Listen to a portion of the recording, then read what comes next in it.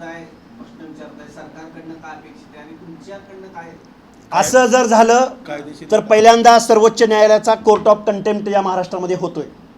सर्वोच्च न्यायालयानं 500-600 पानाचं जजमेंट दिलेलं आहे.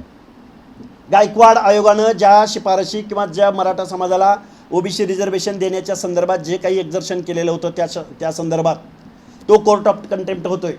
राज्य मागासवर्ग आयोगाने आत्तापर्यंत 2 ते 3 वेळा मराठा समाजाचं सामाजिक मागासलेपण नाकारलेलं होतं. त्या घटनात्मक आयोगाच्या निर्णयाचं उल्लंघन होतंय. जो कॉन्स्टिट्यूशनल आयोग आहे, ज्यांना एखाद्या कम्युनिटीला एखाद्या रिझर्वेशनमध्ये इन्क्लूड अथवा एक्सक्लूड करायचा अधिकार आहे, घटनात्मक अधिकार आहे, त्यांच्या मताशिवाय आणि त्यांच्या अभ्यासाशिवाय कुणालाही इन्क्लूड होता येत नाही. त्या आयोगाचं करायचं काय? त्या आयोगाचं महत्त्व काय? का तो आयोग तुम्ही मानत नाही आहात? सुप्रीम कोर्टाचं जजमेंट तुम्ही मानत नाही आहेत का? राजकारणाच्या जोरावरती, मतपेटीच्या जोरावरती, झुंडशाहीच्या जोरावरती तुम्ही ओबीसीचं आरक्षण संपवणार आहात.